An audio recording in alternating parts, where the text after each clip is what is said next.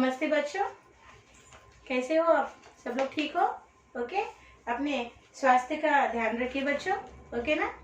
और आज हम 10th class Hindi first language lesson number 9, okay, part 9 बाल अदालत, जिसके पात्र यानी कैरेक्टर्स एक एकांकी पात्र है, एकांकी पाठ है।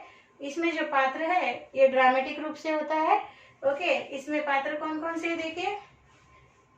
न्यायाधीश, ओके, न्यायाधीश, सरकारी वकील, प्रतिवादी वकील, दरबान, घिसाराम लकड़ी का व्यापारी, किरोड़ीमल फैक्ट्री का मालिक किरोड़ी। आज हम इस कहानी के आज हम इस एकांकी के शेष भाग का अध्ययन करेंगे। एकांकी में एक ही विषय पे नाटक प्रस्तुत किया जाता है और नाटक यानी ड्रामा में अलग अलग विषयों पर चित्रण होता है। ओके, अब ये एकांकी है, इसमें एक ही विषय है, पर्यावरण प्रदूषण। ओके, उसको किस तरह रोका जाए। आज हम इसके शेष भाग का अध्ययन करने जा रहे हैं। आप आपके टेक्स्ट बुक पेज नंबर 61 को खोलिए और क्लास वर्क और स्टडी मटेरियल को भी बाजू में रखिए बच्चों, ठीक है ना। देखिए, अब अगला केस, एक तो घिसाराम के लकड़ी के व्यापारी का केस हो चुका, जो पिछले सेशन में हमने देखा। आज हम देखेंगे दूसरा केस। न्यायाधीश बोल रहे, देखो, ऑर्डर ऑर्डर, आज का अगला मुकदमा प्रस्तुत किया जाए। ऑर्डर ऑर्डर, आज का अगला मुकदमा यानी नेक्स्ट केस प्रेजेंट किया जाए, प्रस्तुत किया जाए यानी प्रेजेंट किया जाए। सरकारी वकील, महोदय, आज का अगला मुकदमा गांव के बाहर लगी फैक्ट्री के मालिक सेठ किरोड़ीमल के विरुद्ध है। उस पर आरोप है कि वह फैक्ट्री के गंदे पानी और तमाम कूड़े कचरे को गांव के पास बहने वाली नहर में फेंकता है, जिससे नहर का पानी दूषित हो रहा है। फैक्ट्री की चिमनियों से निकलने वाला धुआं भी ग्रामवासियों के स्वास्थ्य को प्रभावित कर रहा है। देखिए, अभी जज ने कहा ऑर्डर ऑर्डर, अभी नेक्स्ट केस प्रेजेंट किया जाए, अगला मुकदमा प्रस्तुत किया जाए। तब सरकारी वकील कहते कि महोदय जी, न्यायाधीश महोदय जी, आज का हमारा अगला केस गांव के बाहर जो फैक्ट्री लगी है उस फैक्ट्री के मालिक ओनर सेठ किरोड़ीमल के विरुद्ध यानी अपोजिट है। उस पर आरोप है कि उसके पर यह आरोप लगाया गया है कि फैक्ट्री का गंदा पानी गांव के बाहर जो नहर बहती है, नहर का अर्थ क्या है? कैनल। गांव के बाहर जो कैनल है, नहर है, पीने के पानी का जो कैनल जा रहा है, नहर है, उसमें ये फैक्ट्री का पूरा सारा गंदा कूड़ा कचरा फेंक रहा है, जिसकी वजह से उस नहर का पानी दूषित हो गया है, पोल्यूटेड हो गया है, और उस पानी को पीने से गांव वालों को बीमारियों का शिकार होना पड़ रहा है, उनका स्वास्थ्य खराब हो रहा है। न्यायाधीश यानी जज क्या कहते हैं, देखिए, किरोड़ीमल को हाजिर किया जाए। दरबान, किरोड़ीमल हाजिर हो। सेठ किरोड़ीमल कटघरे में आकर खड़ा होता है, गीता पर हाथ रखकर शपथ लेता है। किरोड़ीमल, मैं शपथ लेता हूँ कि जो कुछ कहूंगा सत्य कहूंगा, सत्य के सिवाय और कुछ नहीं कहूंगा। आगे देखिए, सरकारी वकील कहता है, किरोड़ीमल जी, आपकी फैक्ट्री कब से चल रही है? किरोड़ीमल कहते हैं, यही पिछले 4-5 वर्षों से। सरकारी वकील, आप यह बताइए कि आप फैक्ट्री से निकलने वाले गंदे पानी को कहाँ फेंकते हैं? किरोड़ीमल कहता है, वकील साहब, गंदा पानी कहीं बाहर फेंकने की क्या जरूरत है? पास में ही नहर बहती है, उसी में फैक्ट्री का गंदा पानी भी बहकर दूर चला जाता है। आसपास गंदगी फैलाने से तो बीमारियां फैलने का खतरा रहता है ना। सरकारी वकील, सेठ जी, क्या आप जानते हैं कि ऐसा करके आप नहर के जल को भी प्रदूषित कर रहे हैं? किरोड़ीमल, वकील साहब, आप कैसी बात करते हैं? हमने तो बचपन से ही बड़े बूढ़ों से सुना है कि बहता पानी तो सदा शुद्ध होता है, उसे कौन दूषित कर सकता है? सरकारी वकील। आप पर यह आरोप है कि आपने गांव की हवा को भी अशुद्ध कर दिया है। प्रतिवादी वकील, अपोजिशन वकील जो किरोड़ीमल के बारे तरफ से लड़ रहा है, वो प्रतिवादी वकील कह रहा है, योर ऑनर, मेरे मुवक्किल पर लगाए गए आरोप बेबुनियाद है। असलियत यह है कि किरोड़ीमल अपनी मेहनत के दम पर साधारण मिस्त्री से सेठ किरोड़ीमल बना है। इसलिए गांव के लोग किरोड़ीमल से ईर्ष्या करते हैं। उसने बकायदा अनुमति लेकर गांव से बाहर फैक्ट्री लगाई थी। अब गांव ही फैलते फैलते वहां पहुंच गया, तो इसमें किरोड़ीमल का क्या कसूर है? सरकारी वकील। महोदय, मेरे साथी वकील ने तो वही बात कर दी, उल्टा चोर कोतवाल को डांटे। यह ठीक है कि सेठ किरोड़ीमल को फैक्ट्री बनाने की स्वीकृति किसी ने नहीं दी थी। फैक्ट्री कानून के अनुसार जितनी ऊंची चिमनियां होना चाहिए, उन्होंने उस पर ध्यान नहीं दिया। इसका परिणाम यह है कि जब भी हवा का रुख बस्ती की ओर होता है, तो चिमनियों से निकलने वाला धुआं सारे ग्रामवासियों का सांस लेना दुर्भर कर देता है। यदि ऐसा ही चलता रहा, तो वह दिन दूर नहीं जब गांव के हर घर में कोई न कोई सांस का रोगी होगा। प्रतिवादी वकील। योर ऑनर, मुझे अपने साथी वकील की दलील पर हंसी आती है। भला हवा पर भी किसी का जोर चला है? उसका जी चाहे उधर ही बहने लगती है। उस पर तो कानून की बेड़ियां नहीं डाली जा सकती। सरकारी वकील। महोदय, ठीक है कि कानून हवा या पानी पर नहीं, मनुष्य पर लागू होता है।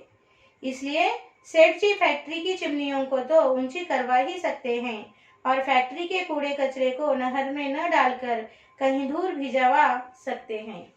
इन्होंने वायु व जल दोनों को दूषित करके जनता के स्वास्थ्य के साथ खिलवाड़ किया है। इसलिए मेरा आग्रह है कि इन्हें सख्त से सख्त सजा दी जाए, ताकि कोई भी भविष्य में पर्यावरण को दूषित करने का साहस न करे। न्यायाधीश। दोनों पक्षों की दलीलें सुनने के बाद अदालत इस निर्णय पर पहुंची है कि सेठ किरोड़ीमल ने न जाने अनजाने में पर्यावरण को क्षति पहुंचाई है, यानी क्षति पहुंचाना, नुकसान पहुंचाया है। इसलिए अदालत इन्हें हुक्म देती है कि 1 सप्ताह के भीतर यह अपनी फैक्ट्री की चिमनियों को ऊंचा करवाए। साथ ही साथ फैक्ट्री के कूड़े कचरे को नहर में आज से ही डालना बंद करके अपने खर्चे पर उसकी सफाई की व्यवस्था करे। गांव का धनी व्यक्ति होने के नाते सेठ किरोड़ीमल को चाहिए कि वह अपने गांव में पर्यावरण को स्वच्छ रखने वाली योजनाओं में अपनी आय का 2% भाग खर्च करके लोगों के सामने एक उदाहरण प्रस्तुत करे, जिससे सभी पर्यावरण के प्रति अपने दायित्व को लेकर सजग हो सके। अब अदालत बर्खास्त होती है, लंबी घंटी बजती है और सब खड़े हो जाते हैं और यहीं पर पाठ समाप्त होता है। बच्चों, दूसरा केस सेठ किरोड़ीमल पर है। वह एक फैक्ट्री का ओनर है, मालिक है। तो उस पर आरोप लगाया गया है कि वो फैक्ट्री का कूड़ा कचरा गांव के पास जो नहर बह रही है उसमें डालकर सारे पानी को दूषित कर रहा है, और उसकी फैक्ट्री की जो चिमनियां हैं बहुत ही छोटी है, ज़्यादा ऊंचाई पर बनाई नहीं है। इसलिए उससे निकलने वाले धुएं के कारण गांव के सभी लोग सांस के बीमारियों से परेशान हैं। तो किरोड़ीमल के वकील कहते हैं कि मेरे मुवक्किल पर, मेरे क्लाइंट पर ये गलत आरोप लगाया है, गलत इल्जाम लगाया है, क्योंकि मेरा मुवक्किल एक साधारण मिस्त्री था। बहुत कठोर परिश्रम कर उसने ये फैक्ट्री बनवाई है अपने बलबूते पर। इसलिए गांव के सारे लोग उससे जलते हैं, ईर्ष्या करते हैं। तो सरकारी वकील कहता है कि बेशक किरोड़ीमल ने बहुत मेहनत कर अपना ये ऊंचा स्थान पाया है, मगर उसे फैक्ट्री लगाते समय सरकार की अनुमति नहीं ली होगी, मगर कम से कम फैक्ट्री लगाते समय जो कायदे कानून होते हैं उनका पालन करना चाहिए था। फैक्ट्री की जो चिमनियां यानी धुआं निकलता है ना बच्चों पाइपों से ऊपर, उसे चिमनियां कहते हैं। उस चिमनियों की ऊंचाई उसे कानून के हिसाब से लगाना चाहिए थी, बहुत ऊंची लगाना चाहिए थी, ताकि उसे निकलने वाले धुएं से गांव वालों को कोई सांस की बीमारी की परेशानी न हो। उसने इन चीज़ों का ध्यान नहीं रखा और वो अपने फैक्ट्री का पूरा कूड़ा कचरा पीने के पानी के नहर में छोड़ रहा है, जिससे पानी दूषित होकर लोगों को बीमारियों से जूझना, परेशान होना पड़ रहा है। तब अदालत कहती है कि किरोड़ीमल ने बेशक गुनाह किया है और उसे ऐसा नहीं करना चाहिए था, क्योंकि वो गांव का एक धनी व्यक्ति है और धनी व्यक्ति होने के कारण उसे गांव वालों के स्वास्थ्य की चिंता होनी चाहिए। तो किरोड़ीमल को अदालत यह हुक्म देती है कि वह उसके फैक्ट्री की चिमनियों की ऊंचाई बढ़ाए, ताकि उससे निकलने वाला धुआं हवा से कहीं दूसरी ओर चले जाए, ना कि गांव वालों को परेशानी उठाना पड़े। और दूसरी बात यह है कि उसके फैक्ट्री से जो भी कूड़ा कचरा गंदा निकलता है वो नहर में, पीने के पानी के नहर में, कैनाल में न छोड़े, बल्कि अपने बलबूते पर अपने खर्चे से उस कूड़े कचरे को दूर भिजवा दे, फेंकवा दे। और धनी व्यक्ति, गांव का धनी व्यक्ति होने के कारण किरोड़ीमल को अपने मुनाफे में से 1-2% पैसा गांव के स्वास्थ्य के लिए खर्च करना होगा, जिसमें उसका बड़प्पन होगा और गांव वालों को भी एक सीख मिलेगी कि गांव का धनी व्यक्ति हमारे लिए वातावरण प्रदूषण रोकने के लिए कुछ कर रहा है, तो वो लोग भी स्वच्छता के लिए आगे बढ़ेंगे। इस तरह से अपना व्यवहार उसे बदलना होगा। तो यहाँ पर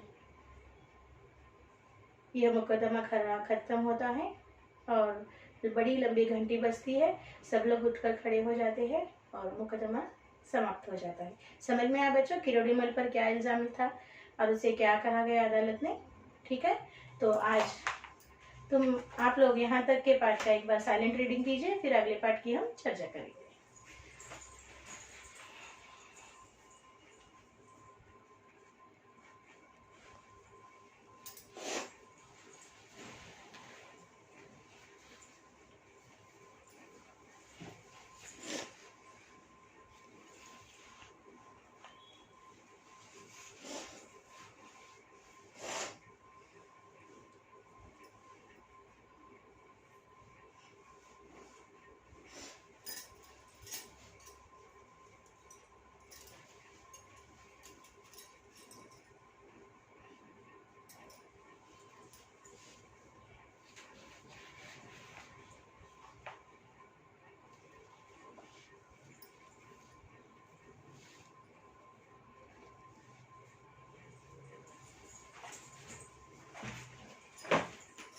पढ़ लिया बच्चों?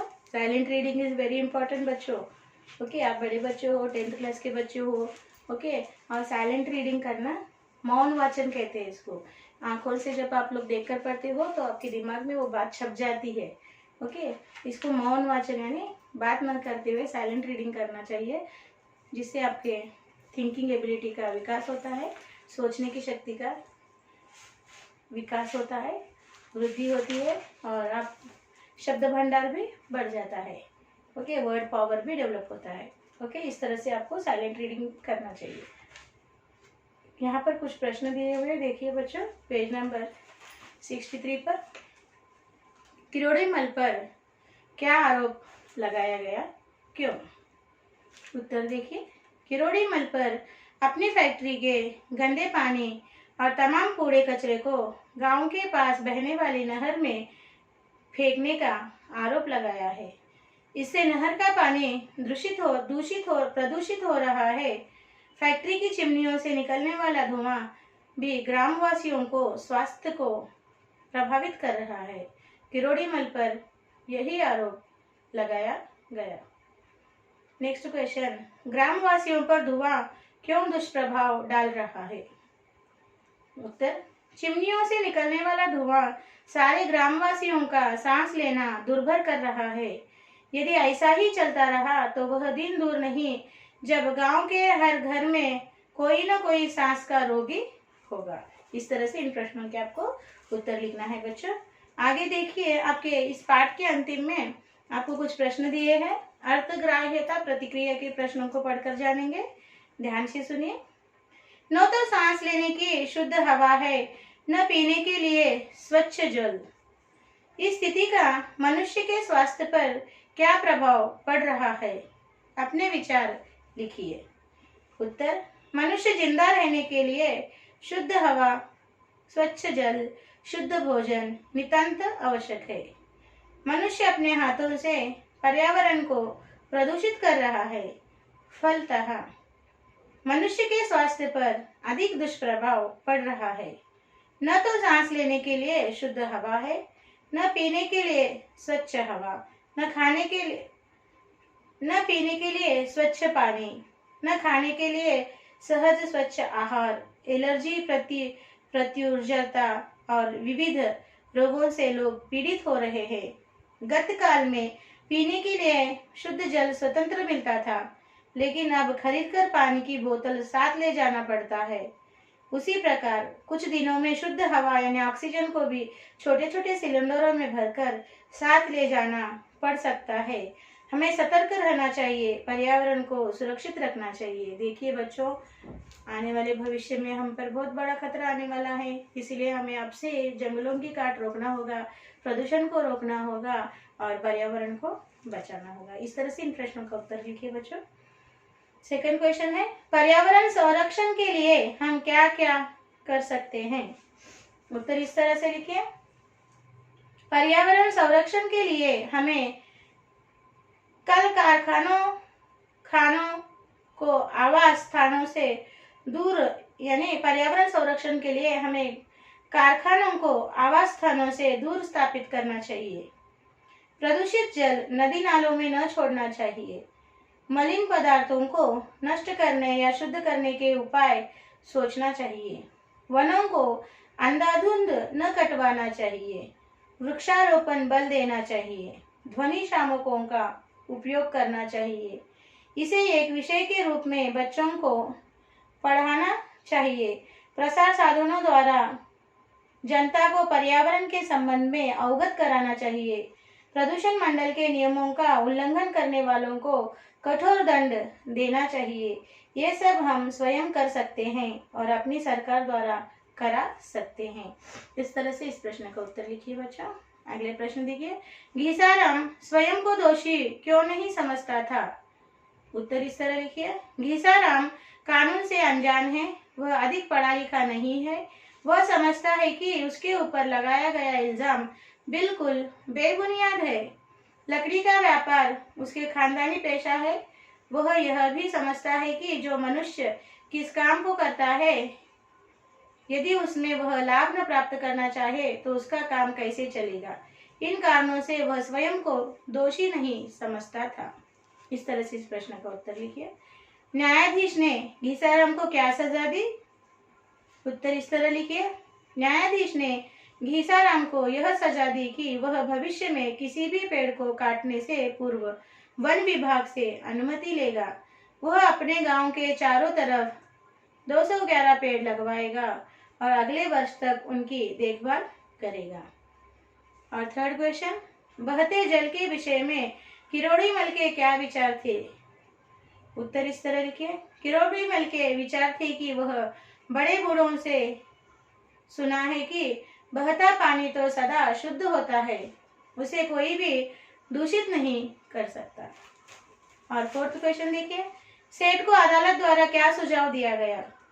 सेठ किरोड़ीमल को अदालत द्वारा यह सुझाव दिया गया कि 1 सप्ताह के भीतर वह अपनी फैक्ट्री की चिमनियों को ऊंचा करवाए।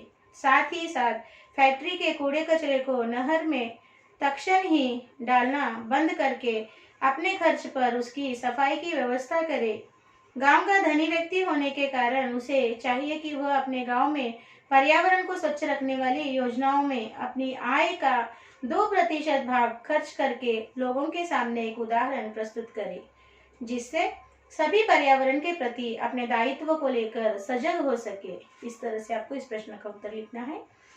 नेक्स्ट प्रश्न है, इस एकांकी द्वारा आपको क्या शिक्षा मिलती है? उत्तर इस तरह लिखिए। ग्रामीण लोग ज्यादातर अनपढ़ होते हैं, कानून से अनजान होते हैं, वे जाने अनजाने में कानून को तोड़ते हैं। ऐसी स्थिति में अदालत को उनको जेल में डालने की सजा देने के बजाय उनके अपराध को समझने का अवसर देना चाहिए और जो क्षति होती है उस क्षतिपूर्ति करने की उनकी क्षमता के अनुसार सजा देनी चाहिए। इससे अपराधी सुधर जाते हैं, क्षेत्र भी विकसित होते हैं। देखिए आगे, निम्नलिखित पंक्तियों की व्याख्या कीजिए। कानून हवा या पानी पर नहीं, मनुष्य पर लागू होता है। उत्तर इस तरह लिखे। हवा और पानी पर किसी का जोर नहीं चलता, वे अपने रुख के अनुसार बहते हैं। मनुष्य उन्हें ज्यादा प्रदूषित कर रहे हैं। प्रदूषित हवा और पानी पर कानून नहीं लागू होता, लेकिन उनको प्रदूषित करने वाले मनुष्य पर लागू होता है। वे ही अपराधी होते हैं, वे सजा के पात्र होते हैं। अब देखिए अगला प्रश्न है, घोड़ा घास से दोस्ती करेगा तो खाएगा क्या? उत्तर इस तरह लिखिए। यह कहावत है, इसका अर्थ होता है कि जो मनुष्य किस काम को करता है, यदि उसमें वह लाभ न प्राप्त करना चाहे तो उसका काम कैसे चलेगा। इसी उद्देश्य से घीसाराम न्यायाधीश से कहता है कि लकड़ी का व्यापारी अपना खानदानी पेशा है। लकड़ी का व्यापार अपना खानदानी पेशा है। लकड़ी के व्यापार के लिए पेड़ों को काटवाना पड़ता है। इस काम में लज्जा या संकोच करने से व्यापार कैसे चलेगा? घोड़ा घास से यारी करे तो खाएगा क्या? इस तरह से आपको इन प्रश्नों के उत्तर लिखना है। एक बार इन प्रश्नों को आप साइलेंट रीडिंग कीजिए, फिर हम अगले भाग की चर्चा करेंगे।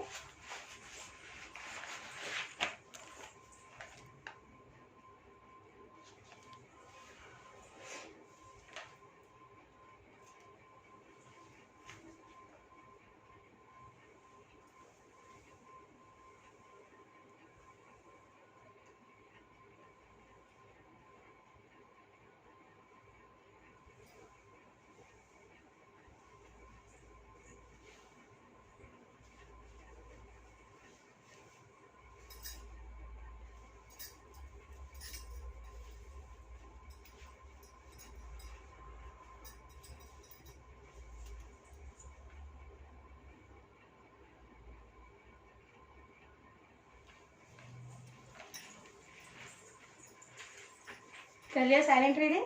अब अगले प्रश्न देखिए।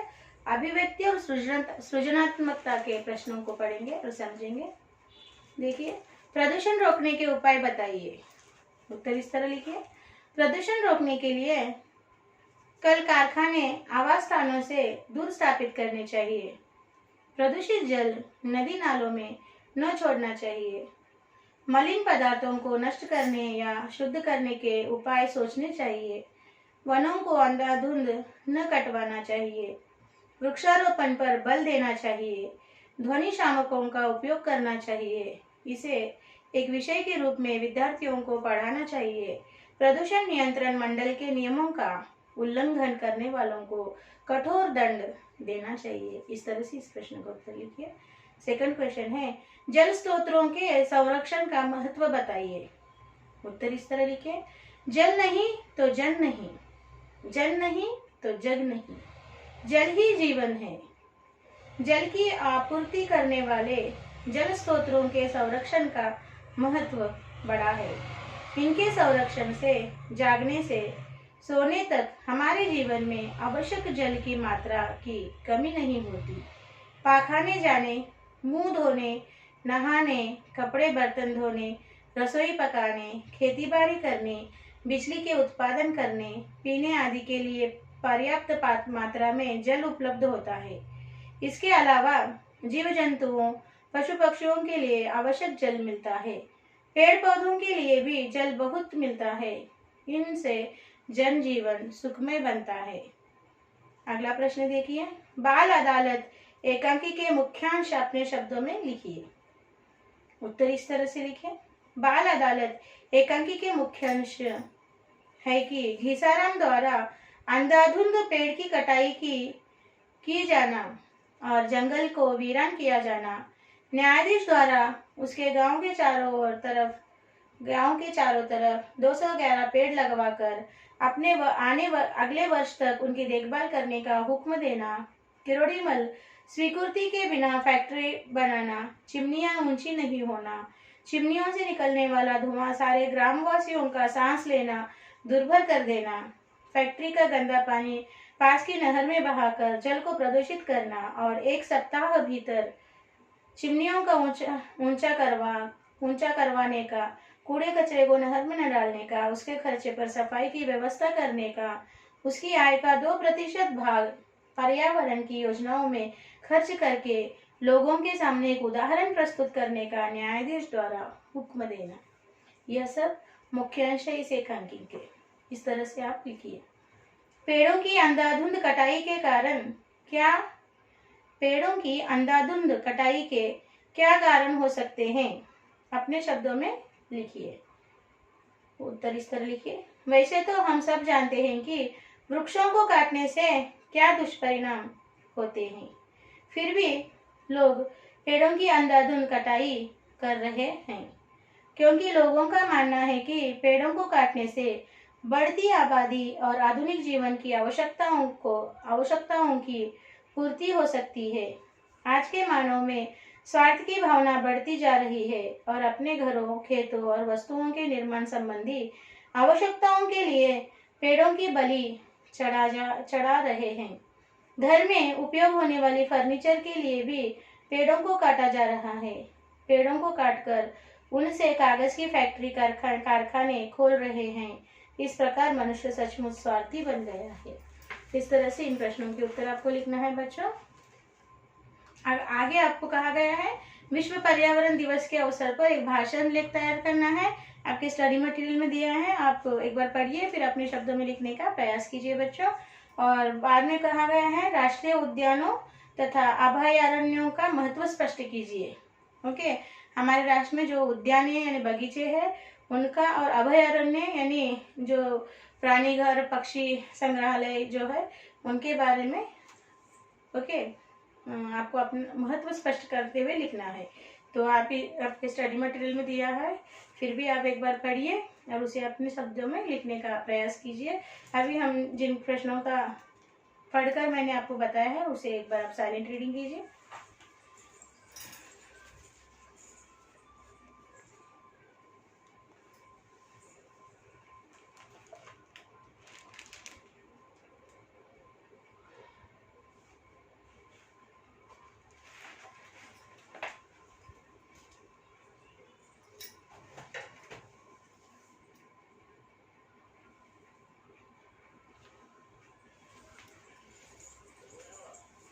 पढ़ लिया बच्चों। Silent reading is very important.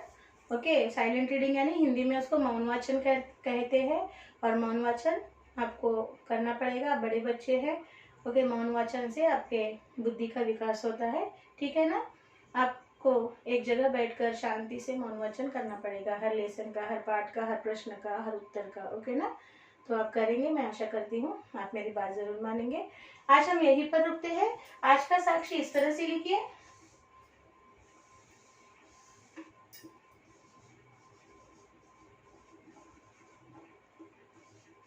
Subject लिखिए Hindi, first language, class 10th class, और HW learn and write all question answers from lesson 9 in HW one time. Here PS और PS, यहाँ पे पेरेंट्स साइन लेना है और लेसन लाइन के सभी क्वेश्चन आंसर्स को आपको स्टडी मटेरियल में एक बार पढ़ना है, फिर अपने शब्दों में लिखने का प्रयास करना है बच्चों, ठीक है ना। यहाँ पर हमने लेसन 9 बाल अदालत कंप्लीट कर दी। ओके, पाठ समाप्त हो गया है। सारे प्रश्नों को आप ध्यान से पढ़िए, फिर अपने शब्दों में लिखकर स्कूल के मेल ID को भिजवा दीजिए बच्चों। सुंदर हस्ताक्षर में लिखिए, कोई पेंडिंग वर्क मत रखिए। फिर हम नए पाठ के साथ अगले सेशन में मिलेंगे। तब तक बच्चों धन्यवाद, बाय बाय।